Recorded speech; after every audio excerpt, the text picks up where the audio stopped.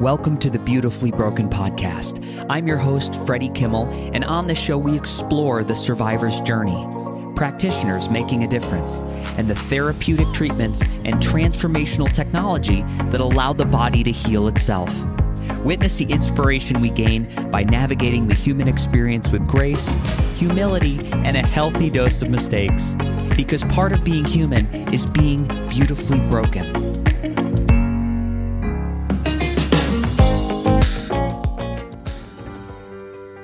Through my healing journey, I've become increasingly aware of the way environmental toxicity affects my body. In the past, I've tested high for mercury, lead, cadmium, glyphosate, and mycotoxins from mold. I've experienced this as fatigue, full body neuralgia, and brain fog. And after years of conventional treatments with limited results, I knew I needed to ask different questions if I wanted a different answer. Now, around this time, I was introduced to the Ion Cleanse by AMD at an integrative wellness symposium. I came across a technology where people put their feet in water, and over the next 20 to 30 minutes, ions were released into the water that assists the body's natural ability to release toxins. As you can imagine, I was very, very skeptical, but after my first session, I felt clear-headed, lighter, and a little bit high, and I was intrigued enough to invest in a unit. My N=1 experiment, I've watched levels of most environmental toxicity fall by almost 30% after 4 months. Now, this is a friend favorite, and as people come over to my home, they ask, Freddie, can I please do a foot bath? This is a heart-centered company, the support is amazing, and they offer a 60-day, 100% money-back guarantee. The Ion Cleanse by AMD is a safe, non-invasive way to help the body detox naturally, and it's trusted by the Beautifully Broken podcast. So reach out to Glenn at AMD today and see if it's a good fit for your home or your wellness clinic. Visit their site for more details at www.amajordifference.com. Ladies and gentlemen, welcome to the Beautifully Broken podcast. As always, we are bringing you some incredible guests in season 3, and this is a long time wait list. I've had Dr. Patrick Porter on my dream list of people to interview because he has so much incredible knowledge about the brain, arguably the command center, or is it? Well, I guess we're going to dig into that. Patrick, welcome to the show. Hey, thanks for having me, Freddie. Great to be here. Oh, it's an honor. So your name is kind of synonymous with brain health and understanding of the mind and beneficial brainwave states. If we were in an elevator and I said, Patrick, what do you do? What would you tell me if we had about 10 floors to go? I would say I'm into brain fitness. If you don't feel like your brain's operating at the highest level of efficiency, I help to fix that. And then I would go into, hopefully they'd ask me some questions and we'd go into a dialogue on the way down, and they'd ask for my card and download my app when we get off the elevator. And we're done, and you're healed. And I've set up systems to heal you, which I really don't have to do it, which is really the perfect formula. Yeah, if we're talking about the brain and beneficial brainwave states, I mention this a lot on my social media. We use this same system, which looks at the psycho-emotional state and heart rate variability. And there's this one metric on this that I share on my Instagram all the time, and it shows my brainwave state. So I've got delta, theta, alpha, beta, and gamma. If we were talking to a layperson and they had no understanding of what those beneficial brainwave states mean or non-beneficial, how would you explain that to someone? Well, I would start with the beta brain because that should be there. But what we're finding in the 30,000 scans we've done since I've gotten that technology, and we've got them all over, a lot of doctors have it that we have, is that beta is our reactionary mind. It's how we operate. It's also where we get in trouble because it controls the fear, frustration, and anxiety. That brain, if out of control, actually dysregulates the brain function. And that's usually where the problem resides. It's also heavy in dopamine. So all the addictions happen in that brainwave realm. Also, pain happens in that brainwave realm. So if you don't have beta, for instance, you would have no pain, you'd have no addictions because you'd be in this timeless place. So the problem is that it's there to protect us. It's part of our primitive resources. Without it, we'd be in trouble too. So it's protecting us. And even though we've evolved as a culture, our brain and body, our nervous system hasn't really evolved that much. I mean, we're still getting bombarded with things. So then most people get stuck there. So that's where the problem is. And I kind of tell them, it's like that's the brake, really, if you will. That it's the gas pedal in the nervous system, but we need to put on the brake and get recovery. So to do that, we have to downregulate our nervous system, which is to get into alpha, which is why most people meditate or do breathing techniques. Alpha is what I call the intuitive mind. It's also a place where it's timeless. When Einstein said, when you're around a beautiful woman for a minute, it seems like an hour. If you're on a stove for a minute, it seems like, when you're on a stove for a minute, it seems like an hour. If you're around a beautiful woman for an hour, it seems like a minute. That's the way it kind of goes when you're kind of thinking about that. So there's no time there. Every one of us has been in a state of alpha at some point. They also call it kind of between alpha and the next one I'm going to talk about, theta, there's a flow state that people get into, kind of just where everything's happening, whether it's in sport or in a relationship or just doing something you love. You kind of, Jim Croce said, there's never enough time to do the things you really love. That's because, when we get in those states, we don't know what time is. A lot of people equate that to YouTube now, because you get on YouTube and you don't know what happened to the time, right? You get sucked into the black hole. Yeah, because you're doing things that are interesting, right? Your brain's getting engaged. But in alpha triggers the acetylcholine production, and that's why people, when they fall in love, seem to be in a timeless place where you can't get away from the person. GABA is produced in theta, which is the next brain wave. So it's not produced in that. It's basically the brain tells the gut what to do and says, hey, start producing more GABA. So when we're in theta, theta is the one that most adults are missing. If you don't have enough GABA and you don't have enough theta, then you're probably not going to sleep very well, because that's the gateway into deep sleep. And so with alpha, that's where people would get autism-like symptoms if they don't have a lot of alpha. You'll get like stimming and nervous, anxious, those kind of things, because we need that to downregulate our nervous system. When alpha and theta are the two most important that we find in our work, because those are the two that aren't regulated. So when we look at somebody, if we could have a perfect brainwave, they would have 45% beta, about 30% alpha, maybe 10 to 15% theta, and the rest would just be whatever's left over.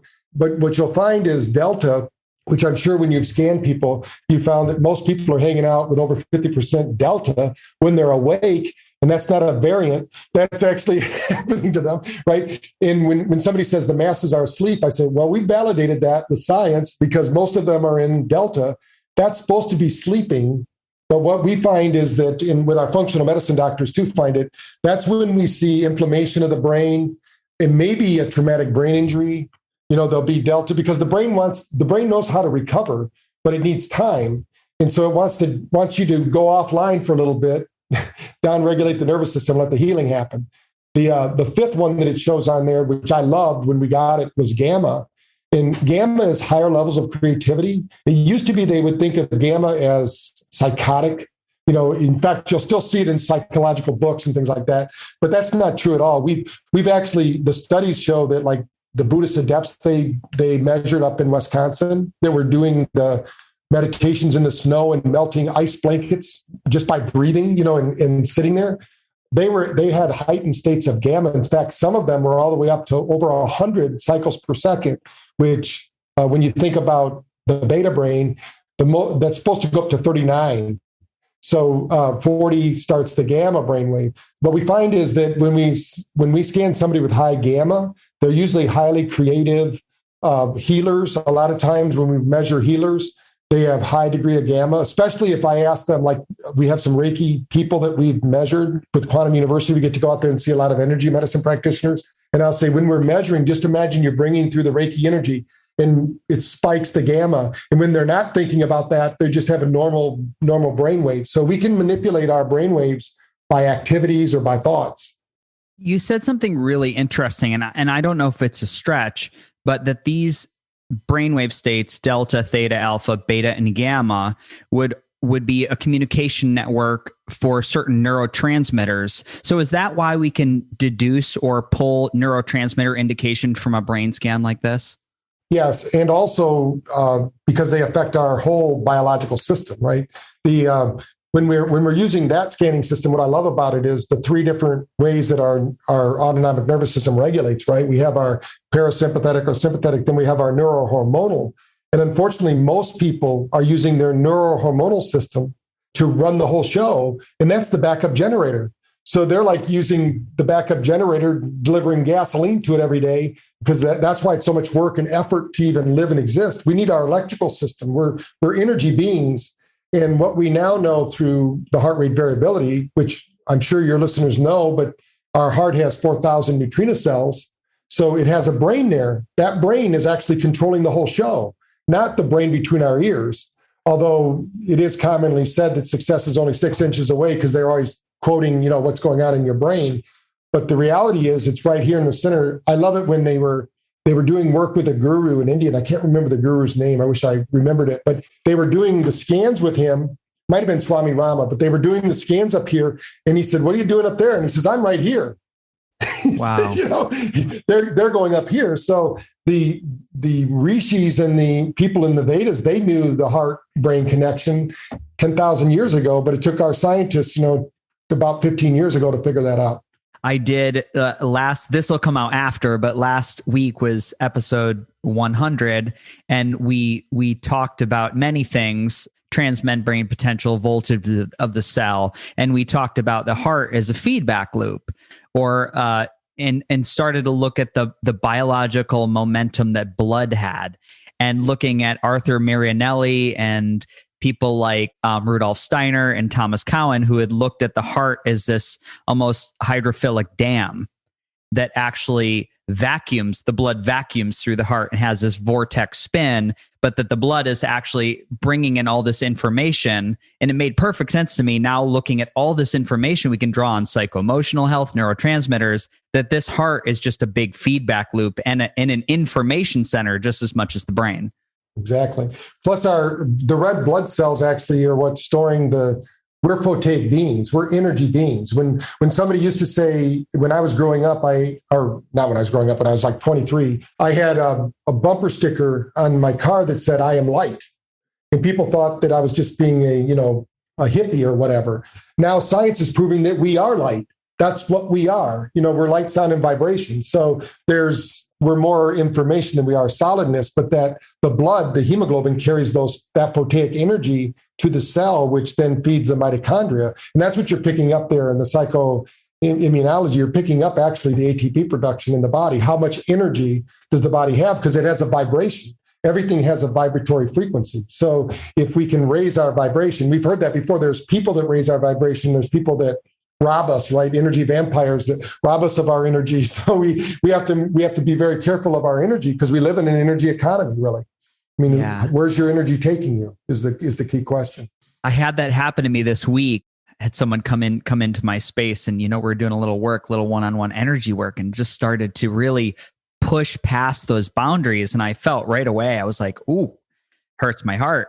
Because they were jabbing, and I was retreating energetically, because I was like, I really don't want to go there.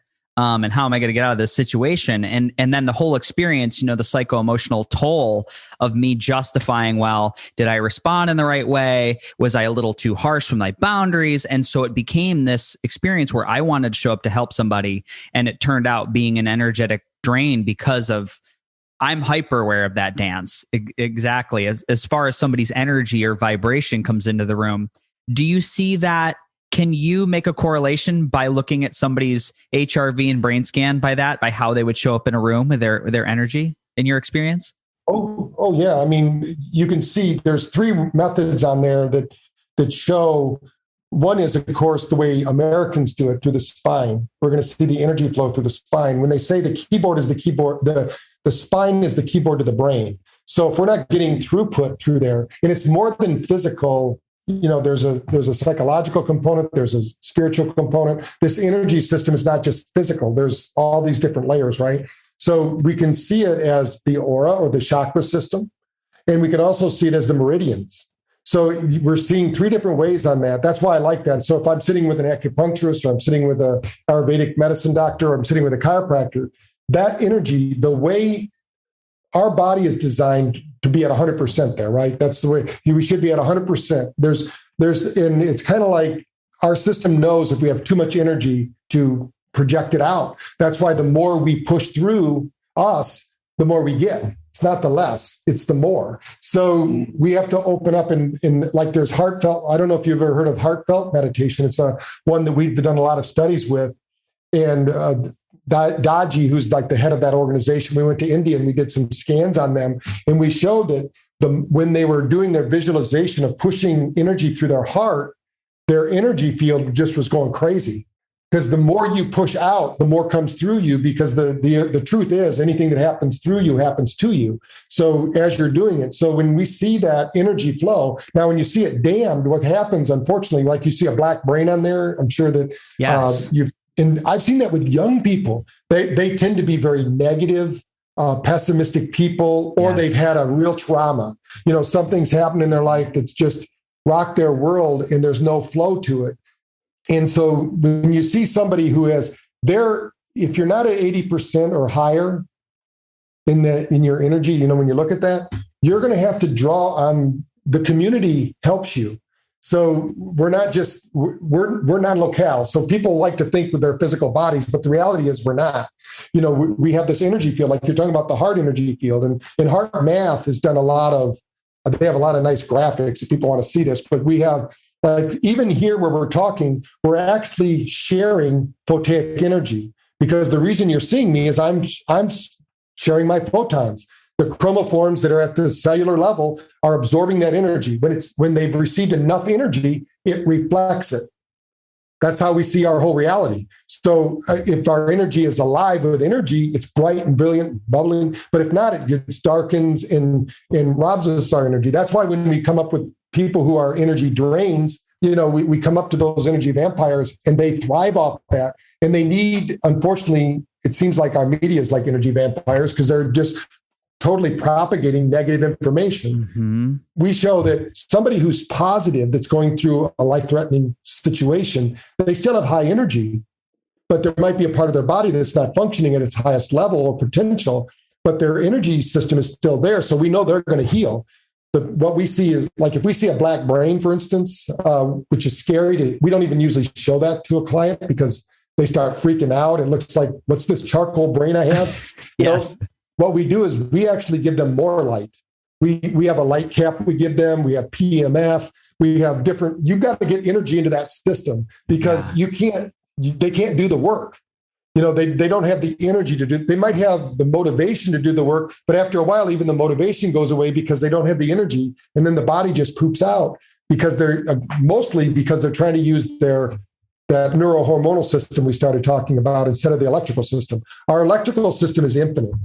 Nobody knows the resources we can pull in electrically through our system. But we do know biologically we can only push so much through our body on a biological level. So, when people think like these gurus and things like that have them, when I go to India to AIMS, and we've done 2 research projects with that HRV, just got published. One got published in PubMed. And we did it on a pranayama breathing technique where they would move, the nostril breathing. Yes. And we were showing them. And we showed that anybody can improve their biological state by doing breath work, which was kind of amazing. You don't have to be a guru to do that. We had the gurus there as our baseline, because they're the ones that could do it like with their eyes closed. But then we had the regular population that never done pranayama, no breathing techniques. And by the end of the day, they were getting not the same levels as the other, because they'd done it for years, but they were getting like the 20 to 30% boost in their brain function just by doing breathing exercises. So it's incredible what we can do. Energy comes in many forms, is what I'm trying to say. Not just, a lot of people think it just comes in a can, bottle, or a wrapper and has ingredients in it. It's from the air. We have this pranic energy that we're breathing. And I think that's the piece that most people miss. I think, also what you said, and I just want everybody to hear this, that we're energetic beings, that we heal together. You said in community, you have a physical form that's so full of energy that you're broadcasting a certain field. I'm broadcasting a field. It's clear that sometimes, I'm sure you've had this happen to you engaging with people at shows, that you have a conversation, you like walk away and you're lit up. And you just feel you're like, anything's possible. That person just gave me information, and it was like scripture. It's not because they weren't preaching. It was just, they were so excited, and the words and the energy and the eye contact, everything felt right as rain. and you walk away, you feel like you had a couple cups of coffee. Like that's my example of that energy exchange. And to me, that's an example of healing. Even science is proving every 40 seconds, they now know this is true. You can look it up, biophoton exchange.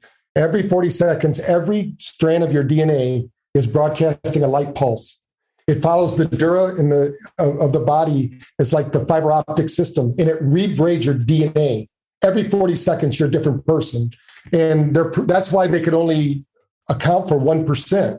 The 99% of who we are changes, either adaptive or, suppresses, depending upon our environment, by our conversation. So when you're around somebody that's got the photic energy and they're really sharing it and they're broadcasting it out, and you're a receiver and you can receive it, you're going to get that energy. So that's why some doctors, when they walk in with certainty into their, like say, exam room, and they're certain of what's going to happen, that certainty, that belief is just as powerful as whatever pill they might give them, or, whatever therapy they might give them, but if the doctor's going, well, I don't know, let's see if this works, our really the broken medical system we have sets everybody up to fail, because if you're a pessimist, it's terrible because they tell you all the negative stuff.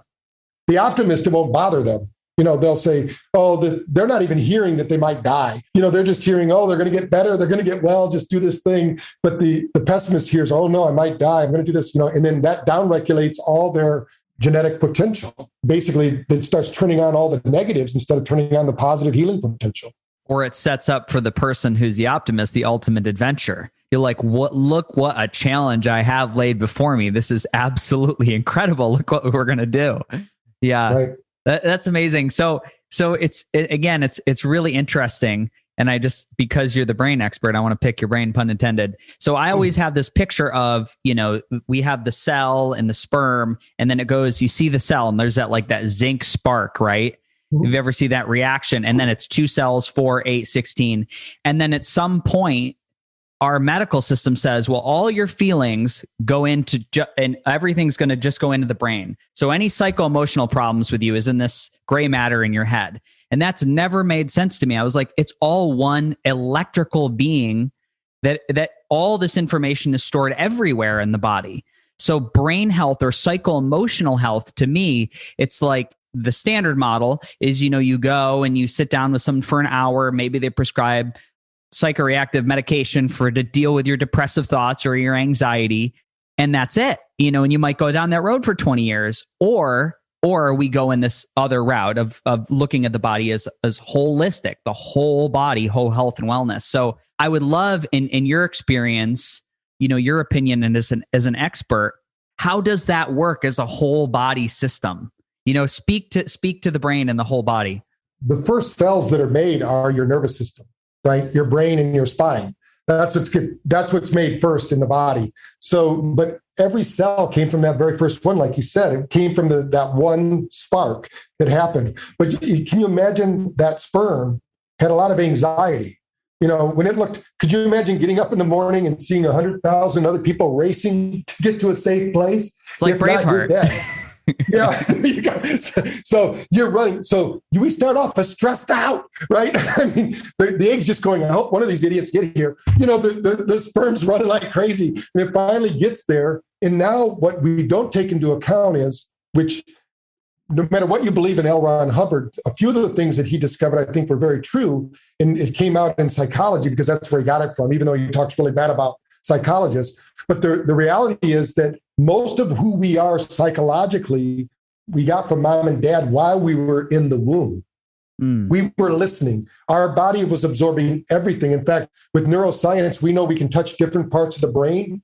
In your favorite memories, you knew what was being said even three tables away from you if you're sitting at a table. Even though you don't consciously remember it, your brain, our nervous system is recording everything. To give an example, our ears take in 25,000 pieces of information every second, but we only process about 40 of them. So really our brain is a filter.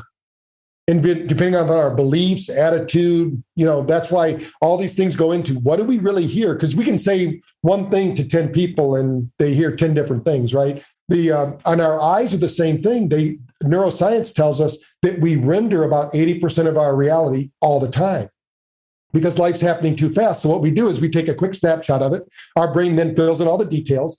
That's why if you've ever been to the kitchen and we couldn't find that salt shaker and the other person in the house comes over and says, it's right there in front of you. Well, it wasn't there a minute ago. Well, it was, but you didn't render it. So we all have blind spots, in other words. So what happens with our nervous system and as we develop is we have to learn to open up these perceptual filters because we're basically that default mode network you started off with at the very beginning that runs the show is not our conscious mind.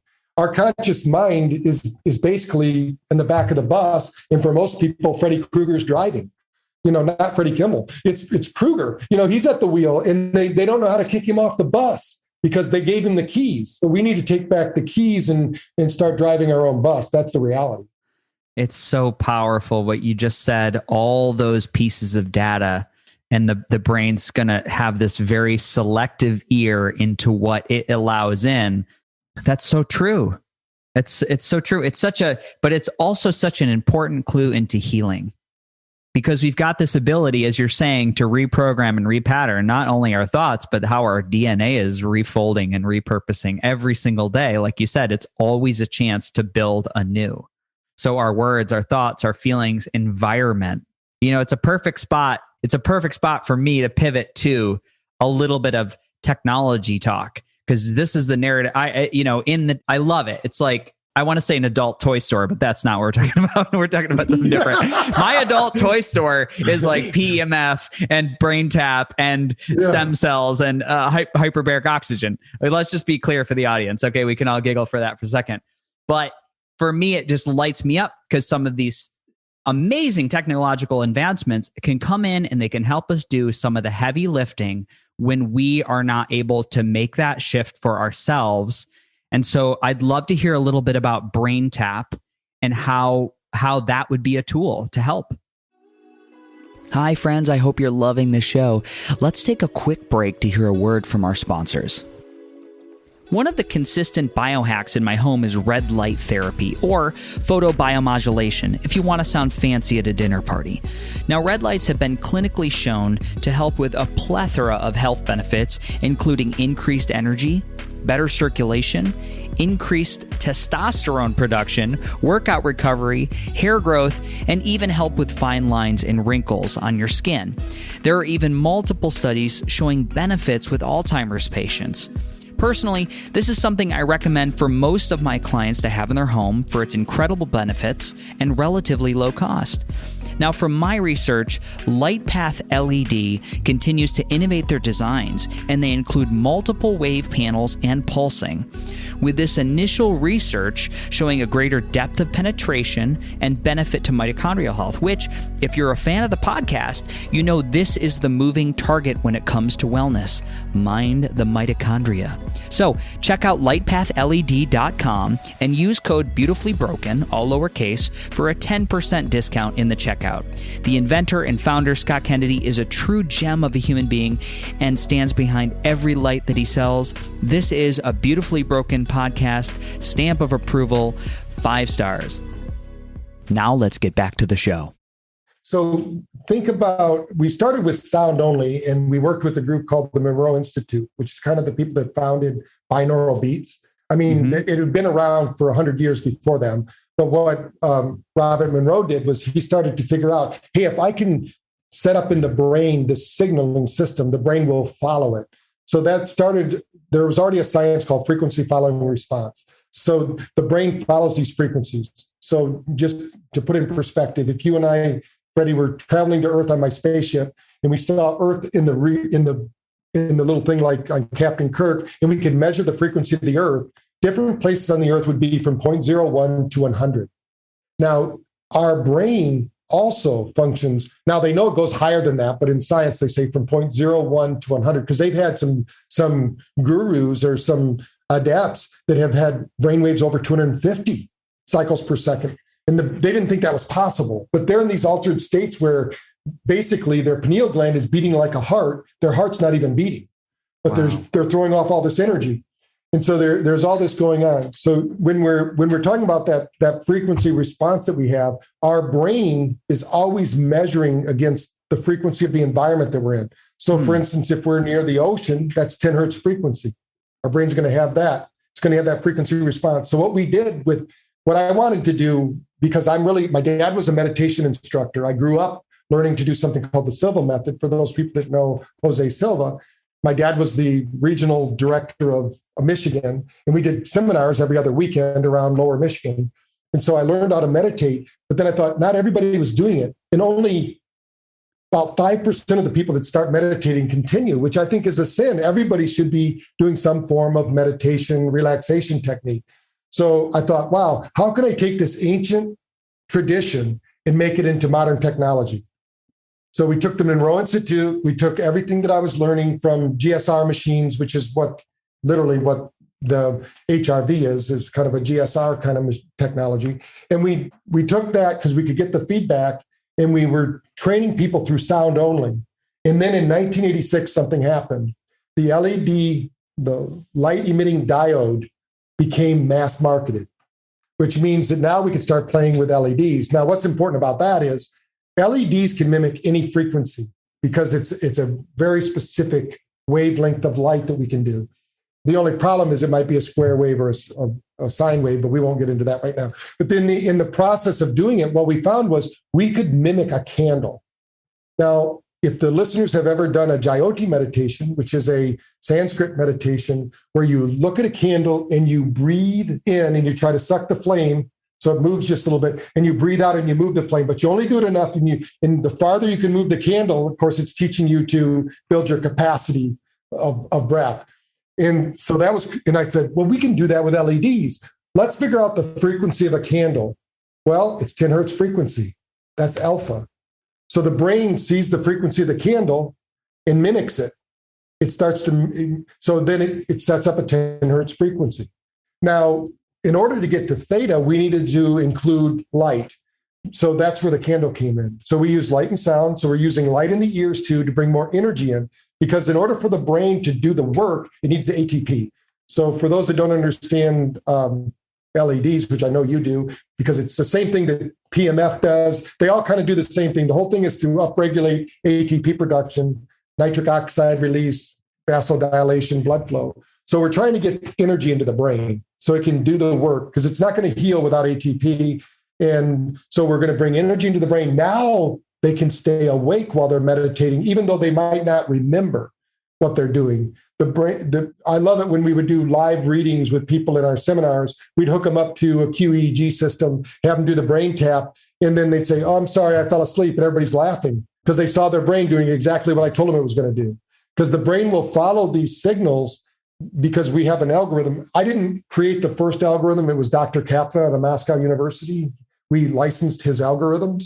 He's gone now, but I still keep to his adherence to 2 to 3 second intervals of change, because if you try to change it more than that or faster than that, the brain doesn't follow it. It's the kind of like riding bikes with somebody and they took off on their bike and you don't know where they went. Yes. It has to be enough to keep them engaged. So each time what we're doing is we're training the brain. And what I was telling you before we started recording was about we just did a recent study here in New Bern at our lab where we took people and we had them listen to music, which we know music is great. Certain music is really great for the brain, especially what we call 10 cycle music, which is a lot of the new age kind of music. In fact, we all have a friend that creates some really great music. It's one of the most popular on BrainTap with her music that she does. So we took the music, we had 5 minutes, we measured their brain, 5 minutes during the music, 5 minutes dry off, 5 minutes they listened to the same music, but with our algorithm and with nothing to see what would happen. Music alone, while you're listening to it, gave a really dramatic change in parasympathetic activity, which it upregulated parasympathetic, downregulated sympathetic drive, which means we triggered the vagus nerve, which is what we were looking for. Then when we did the BrainTap session, that was the same music, same everything, they got similar results that we wanted, which was alpha activity. But afterwards, they were able to maintain that through the whole washout period. No, they didn't return back to their other state. That means that we're training the brain. So what we're trying to prove is there's a way to retrain the brain. Experiences alone don't retrain the brain. But if we can have an experience that can be generalized by the nervous system, like let's say a PMF session, which we've shown it takes about 4 to 5 hours to regulate back to whatever your new baseline is, because you basically worked out the nervous system. Even though you just flooded the nervous system with a bunch of information, the nervous system saying, hey, what is all this information? It happens to be healing information, so it's not bad. And not like our 5G towers, the body's going, what the hell is this information? And it doesn't know how to process it. So that's kind of what BrainTap does, is we have different trainings depending upon the brainwave that we want to train to. We have different sessions like that. But for the general user, we have what might be termed symptom-specific activities, like if you want to weight loss, stop smoking, stuff like that. We also have ones for sports, like we do a lot with professional sports. Our boxer or UFC fighter just beat Conor McGregor. He was our guy. He was using BrainTap. Yeah. Wow. Yeah, on social media, you see him wearing it. He says, now it's time to celebrate. He put on his BrainTap and celebrated. So we have quite a few of probably 6 of the top 10 UFC fighters use BrainTap because for neuroprotective. Because if you can keep your brain, light will heal the brain because it's bringing in that vasodilation, blood flow. It also stimulates lymphatic flow, and the glial lymphomic system of the brain opens up under these conditions. And also, the sutures in the brain. Our brain should breathe. Most people don't know this, but the fluid comes up the spine and the brain breathes. If you get in a traumatic brain injury like boxing or UFC, you're going to get jacked up. These plates are going to basically be pushed up against each other and they don't breathe anymore. So it's going to cause improper brain function. Yeah. But when you use light therapy or PMF, which we use them at the same time, it's going to relax those muscles and ligaments, and the body. Nerves control everything. So it's not the muscles or the bones, it's the nervous system. So if the nervous system gives you instruction, the body will relax and go back to its neurological norm.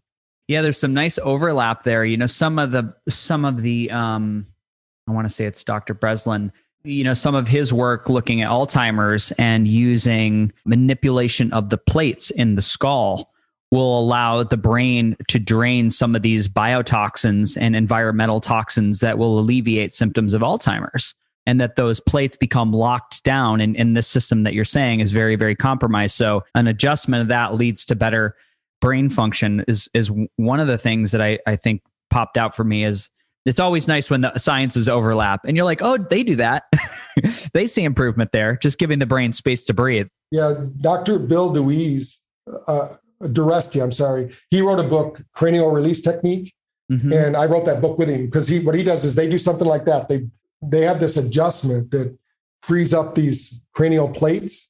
When they're done, then they listen to a BrainTap session because those neurons, Hebb's law, those neurons that fire together, wire together. So we need to get the brain practicing around that neurological change. A lot of people don't realize, even when they're adjusting your ankle or your wrist, it's changing brain function. I mean, we've shown that in the lab. It's like it's not like the hand isn't connected to the brain. Everything happens there. So if you work on, we believe in working on both ends of the spectrum, not just physical, but mental, emotional, and spiritual as well. So we need to work on all those areas. Yeah, it's beautiful. I noticed that even when there's a postural change, doing the HRV scan and adjusting my spine, I'll see my rhythmogram change, in quite a profound way. So my heart has new information from the physical adjustment. So I think I always can correlate that.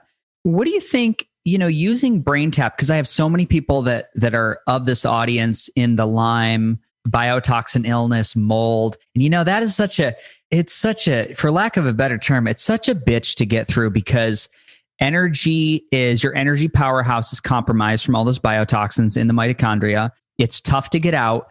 But what I've found, and it's awesome. I keep saying this. I said this all like last month, man, I'm so freaking happy. I've just reached a place where I just feel great. I don't feel like that low energy, depressive, toxic feeling anymore. And from all the stuff I'm doing, but it was a really hard place to get through. And I know programs. I always quote Annie Hopper does the dynamic neural reprogramming. Dr. Gupta has a reprogramming. And without PEMF, without light, without antibiotics, you have these people have these miraculous recoveries simply by talking to their symptoms. when they're about to be reactive or they wake up and let's just give it an example. Let's say their hands or feet are very inflamed, and they'll have a half-hour meditation where they'll just talk to the hand, be like, no, no, no, I am not going to do this. And they get results. So they know that words can change. Bruce Lipton showed this, that words can change up to 2,300 gene expression. So when you say whatever you're saying to yourself, that's why there was a book out in the 80s called You Can't Afford the Luxury of a Negative Thought. And really, you can't. If you saw the cascade of events that happen from negative thinking, people wouldn't do it. But they don't know what they're saying to themselves because they're unconscious. They're too busy being what they think they're supposed to be being instead of releasing. And I think that there's a lot of different therapies like that change the way people think about just by even EMF. I mean, what do they call that? Tapping, the tapping they do? Yeah, emotional freedom tapping. Love it. So those are interfering with the nervous system. So the nervous system is saying, what are you doing? You're talking. That takes a lot of neurological activity to speak. But then you're doing this at the same time. The brain's going, what is this sense? Does that have something to do with that? The brain's trying to figure it out. While it's figuring out, it's rewiring. And the brain will always rewire to its optimum that it can at that time. So we have this innate intelligence, right? This self-healing mechanism, but a lot of times the stress prevents it from liberating us from our disorders or dis-ease. And once we are able to do that, that's why people say, if you've really stressed out, maybe you watch a funny movie. Then at the end of the movie, you feel really good because you were laughing, you're having fun. You got your nervous system out of that lock, that happened. Or even when people have upset and they get in a crying stage and they go through this crying, then they get really tired, they have to fall asleep, then they wake up, they go, oh, I feel so much better. Because they released that energy. They released it through, I always say you can laugh your way or cry your way to enlightenment. I choose to laugh, but there's a lot of people that cry their way. Whatever you're going to do, we have to get the nervous system engaged so that we can be a energy flow experience instead of this thinking that something else or someone else is going to make us feel good. Yeah. We've got to figure that out. I see people so shut down from being able to even know what they're feeling, that if you ask someone what they're feeling, they don't usually come up with a real feeling. It's this weird phrase of, it was like, that's not on the feelings worksheet. As my friends Kathy and Laura, they do a feelings and needs workshop, and people will come up with these things, and it's just they aren't in touch with that innate feeling. This would be a really interesting question too. In bringing in a tool like BrainTap and working with the brain, do you have timelines where you expect to have someone see some sort of a tangible improvement that you like to work with? Well, usually if it's a habit or pattern change, you'll start to see changes almost right away to those, like if it's food choices and things like that. But physiologically, we usually do most of our studies in 6 weeks, mainly because we see the biggest results between week 3 and week 5. As far as like doing the scans, we'll do a upfront scan, we'll do one at halfway point, then we'll do at the end. And we started seeing after 3 weeks, sometimes we didn't see that big of a change, but then the next week we started adding that in. We started seeing, and believe it or not, and your listeners might identify with this, is that's the time most people quit.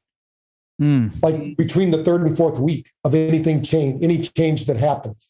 If you think about New Year's resolutions, very few people make it to February. They go, oh, dang, missed it this year. I'm going to try it again next year. They don't. But it's that consistency, because we all have this, like the second phase of change is where our demons show up and say, what do you mean I'm getting evicted? This is what we do. We have these self-defeating behaviors. And, it goes, what are we going to do? Well, somehow we've got to, divorce ourselves from those and stay focused on, because unfortunately change can be easy and fun, but there's going to be a point where the rubber is going to meet the road. And depending upon how prepared you are with your resources, physically, mentally, emotionally, and spiritually, you can handle those. That if not, then a lot of people just cave in and they go, it's just easier to be sick, instead of working through, because there's going to be a time when the status quo is going to be, you're going to wake up and go, do I really want this? Have I identified so much with my illness that I can't get rid of it? And that's why, and you have to figure out what are you going to give up to get what you want. It's like a lot of times maybe, and I've done this a lot when I've worked with people who are on disability and they're coming into the clinic and they're just about ready to get, they're doing great. And I said, man, you're ready to go back to work. Next thing I know, they're relapsing because they didn't want to go back to work. And I said, if you don't want to go back to work, that's fine. Use this time to figure out what you're going to do that's going to bring passion and love, experiences, peace, whatever it is. What's going to drive you to something you would do that you would do if you didn't get paid? That's what you should be doing for your career. What I'm doing today is still something I used to do for free. When my dad was doing his seminars, I didn't get paid for that. And I had another job making sure I could pay my rent, but I would go on the weekends and help him because I loved doing that. And then I found a way to make a living doing it. It didn't happen overnight. I had to work toward it and put in the time. Yeah, it's interesting. It's a double-edged sword, because I remember being so resentful in the seeker phase of wanting to be well and understanding Lyme and mold. And people would tell me, they're like, this is in your head. And you're like, fuck you. I would be like rage. But the more I've learned about my journey, yes, there were things that were self-created, self-manifested, self-fulfilling prophecies that I was stepping into and choosing every day. And it was whatever the pattern interrupt was, sometimes it was really dramatic, but finally I said, myself, after going through cancer and Lyme and mold, I was like, you don't need to have these dramatic health experiences anymore. Like, you cannot do this, and it was literally 2015 was like my last surgery. Like, I just stopped doing it. I was like, I don't need that anymore. I don't need to learn lessons that way anymore. So there's a place where you will have a little bit of, for me, it was like a little bit of clarity through the fog. And then it was like a choice. And then I was just leaping and just kind of running for it. I always told my clients, and I did it myself when I was going through it, was I kind of look at Joseph Campbell and look at the origin story of a superhero. And most of the people I know that have gone through something like what you did, or even what I went through, that becomes your origin story for your superpower. Now, you don't get to keep your superpower if you don't keep working on it, but that's your superpower. Because as soon as you overcome it, if you realize that everything is by divine appointment, there's nothing that's an accident, there's no coincidence. It's all happening for a reason, whatever's going on.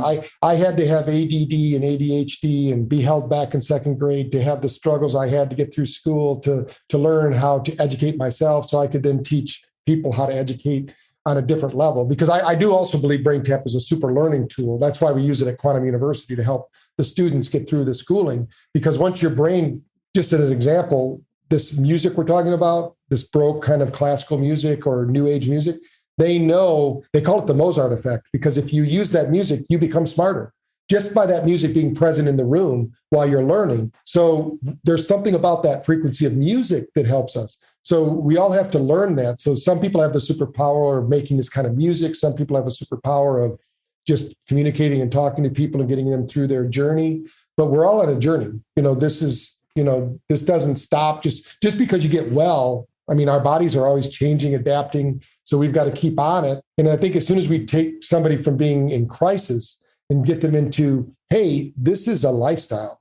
You have a lifestyle that's either feeding your illness or you have a lifestyle that's feeding your wellness. So let's get on a lifestyle that's feeding your wellness. I knew one of my early girlfriends, this was over 30 years ago because I've been married for 33 years, but I loved her because she could cook the best vegetarian food. I mean, it was great. And if you could cook, you got me at that, because I was in sports, so I could eat like nobody's business. I still can. I have to watch myself because my dad was 400 pounds, so I have to watch what I do. But she ate that way, and she always said, I'm eating this. And I asked her, I said, Wendy, why are you eating this way? Because I wanted to know what her motivations were, because she went out of her way to always eat. She was vegan, and all this. And she says, well, I don't want to get sick. I never knew a person that ate so well that was sick all the time in my life. And finally I said, Wendy, you got to do something about this. I can't be with you because you're not a good example. I mean, you got to be positive.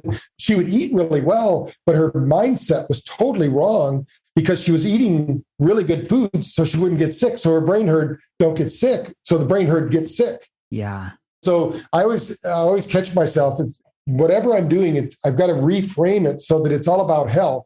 Whatever is going, the old saying, whatever doesn't kill you, make you stronger.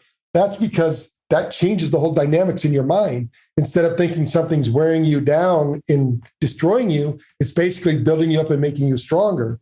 So, and that's the difference. Like even like Hanoi. I was just on a webinar with the guy from the Hanoi Hilton, that was in prison. And he was talking about how the ones that made it and are thriving, they played games in there. They made it a fun experience, even though they were in prison. I mean, that was terrible, but their mindset was totally different than the other prisoners. And I can think of illness kind of like a prison. I mean, you feel like your body's giving up on you. You feel like society's giving up on you, that you were dealt the wrong cards. But my take on it is, you were given that because you can move through it or past it, and then you can educate others. We need more leaders instead of followers in this world. We have too many people following right now and not leading this charge of wellness and health. Yeah, there's so much power that we have that we don't honor, we don't give attention to. It just we pass off our power, in my opinion. Is somebody who has a piece of technology that they sell and market, what's your opinion? PEMF devices, BrainTaps, red light therapy in this world in 2021, do we need these things to get well? Could we do it without any of it? Or do you think this is a result of the world that we've designed?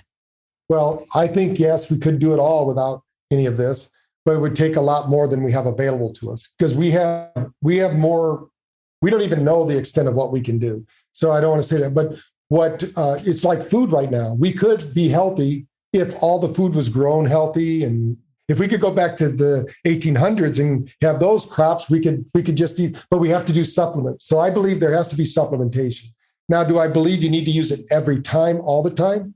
Well, if you were to come to my house when I wake up in the morning, I have my PMF, like you saw there with Dr. Deweese. I have the one with the sound in it, and I have my PMF. I have the Sedin, which is a microcurrent kind of thing. I put my hand in. I'm doing my BrainTap. I'm doing 5 therapies every morning because I don't want to chance it. Why would I chance it? We have this great technology that can help us. When we're busy doing what we need to do, our nervous system is busy doing what it needs to do. Let's stack the deck in favor. And just this Monday, I had a blood test. And apparently I had COVID somewhere along the way because I have COVID antibodies in my system. I didn't even know I had it at any time. So for me, that's why I do it. I mean, if anybody is out there blaming society for what's going on, they got to look in the mirror. You've got to get your immune system up. Your immune system is in the gut. So in your gut controls your brain too. So, or I should say they work together.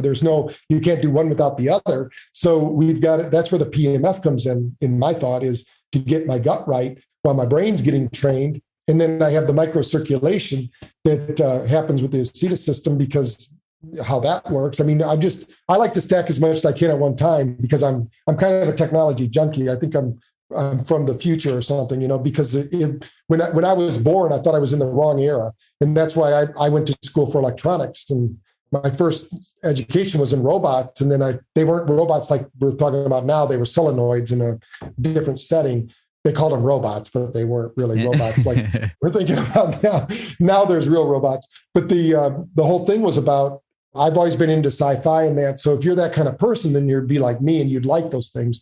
But what I find is that for people to meditate today, there's so many distractions. If they can get away and go to a camp or, go to learn, there's a reason you always had guides to teach you how to meditate. You go find a guru, or you go find a teacher, go do yoga or Tai Chi. Right now, you have to do those are technologies. They just happen to be the technologies of the ancient traditions. These are new technologies. And I don't think we're going to stop now. There's going to be a lot more because, even though Rife got shut down, his stuff's not going away. All these different frequencies, SOJ frequencies, all these things that are out there, and how we can really mechanize them for health and healing. Even our G3, G5 towers, right? If I was in charge of that, we'd be broadcasting PMF. Why wouldn't they use healing frequencies? You could be bathing our whole world in healing frequencies.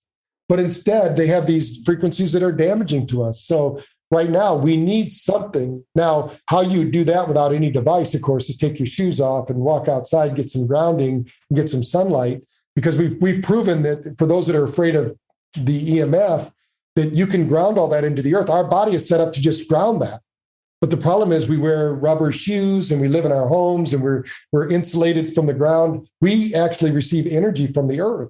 And Clint Oprah kind of proved that in his book Earthing about how we need to be out there. So there is a solution there that doesn't take anything. Now, if you were to come to my office where I'm standing right now, I'm standing on a grounding mat in my socks.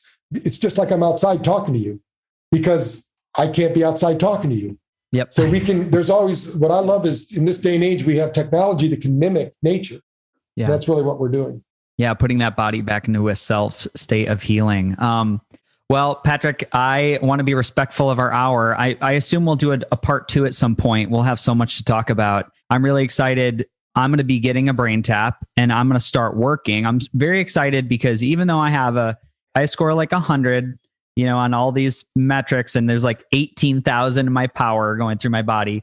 The one thing that's unique with me and every entrepreneur I've scanned, because we're working outside of our human design a little bit to build something special. As far as like the frequency beats of my heart, if they're divided into 3 categories, high frequency, very low, and low, all these entrepreneurs were in like 86% low frequency, 93% low frequency of this one band and so I would assume that's me not setting down my work. So I'm excited to see if I can shift this, which it's been hard for me to shift that pattern. Yeah. Well, that's one of the things we see, that should be a third, right? You should be regulating at the highest level, or they would lower it, the numbers lower to make it better. That's the response time. So that's one of the things we showed with BrainTap with the Alzheimer's groups we did. We had a 58% reorganization score, which meant after a stressful event, we could get their nervous system back to their baseline 58% better after doing BrainTap for 6 weeks. So it's about regulation. There's going to be times where these systems go out of regulation, but you want your norm to be balanced as much as possible. Yeah, I'm excited to work with that. And so I have one closing question for you. The Beautifully Broken podcast, putting these amazing life events back together and being stronger after the side. What does it mean to you to be beautifully broken? It means, it's kind of what I told you earlier. It's like, if you look at it as your origin story, that you're broken for a reason. And if you find that reason, you'll find your why in this life. And once you master that, you can then teach, educate, promote, or just be your best version of yourself, because it's going to help you to evolve. It basically shows you what you need. And once you fix that, you don't have to be perfect. You just have to recognize what your skill sets are and operate in those realms. Yeah. Great follow-up question. You get a part B. What's your why? My why is that it helped me. You wouldn't want to hang out with me, Freddie, if you knew me before I started doing all this. I was a troublemaker, and I really thought God's whole mission in life was to destroy my life. And then I realized I was the most negative kid. And then once I started meditating and learning how to regulate my brainwaves and what I could do, totally changed my whole life. And I thought, wow, there's a lot of kids out there that think that they're broken.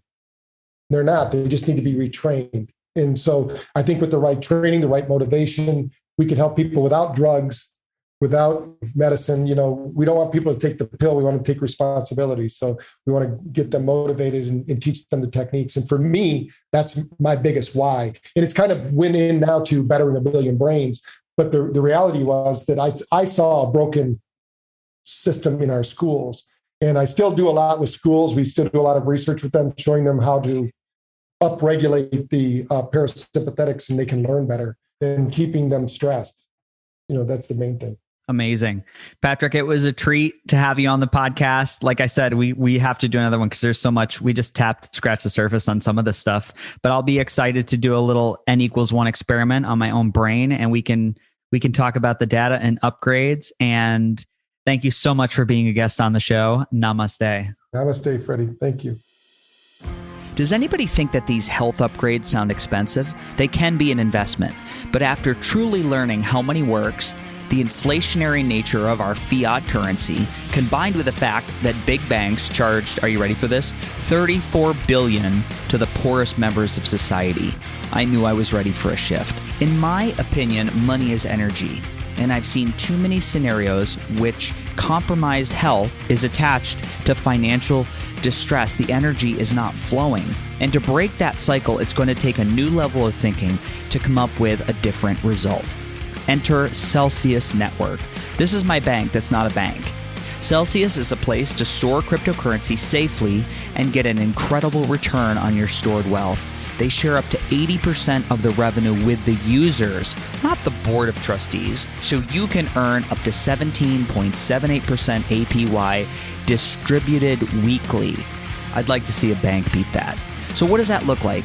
Every Monday, I get a direct deposit of the money I've earned as a reward for joining the community on my beautifully designed app with this high-end customer interface. I've made over $2,600 by joining Celsius in just over 9 months. I've never made that in the history of time through my old, air quote, big bank. So they have 0% in withdrawal fees, over 500,000 users, and 10 billion in assets that are insured. And you can also use your crypto or borrow dollars or stable coins with loans starting at just 1%. That's correct. You can borrow from yourself and keep your own money and pay it back over the next 6 months to a year.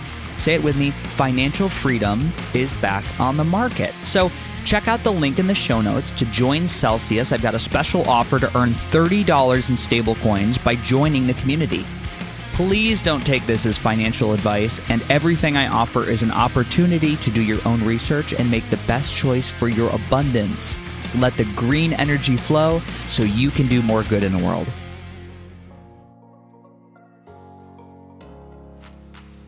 My friends, you made it to the end of the podcast, and here we are in season 3. I think our relationship is developing into something really special. So there are 2 ways to support this show. The first is by joining my membership program at buymeacoffee.com/FreddySetGo. Here you'll get early access to all the podcasts, bonus episodes, video clips, discounted coaching, and free webinars with thought leaders in the wellness and transformational technology industry. It's a chance to take your listening experience and put it into action. The second way is to support the podcast through FreddySetGo.com and download the Beautifully Broken Buyer's Guide. This is my new ebook, which is a collection of transformational technology, supplements, and courses that have worked for me, my clients, and my family. These are things that I've found to be incredibly helpful in my healing journey, and I put them all in one book. Most of them offer significant discounts just by clicking the link or using the discount code. And please know they don't cost you anything extra. And at the same time, they support the podcast through affiliations. My heart thanks you for tuning in. I'm so glad you're here with us. If you've enjoyed today's show, head over to Apple Podcasts and leave a 5-star review. And if you want to connect with me directly, I'm on Instagram at FreddySetGo or buymeacoffee.com/FreddySetGo. Last message from my vast team of lawyers that I pay a lot of money for. The information on this podcast is for educational purposes only. By listening, you agree not to use the information found here as medical advice to treat any medical condition in yourself, your family members, or others. Always consult your own physician for any medical issues that you may be having challenges with. That's it for today. Our closing. The world is changing. We need you at your very best. So take the steps today to always be upgrading. Remember, while life is pain, putting the fractured pieces back together is a beautiful process. I love you. I'm your host, Freddie Kimmel. Namaste.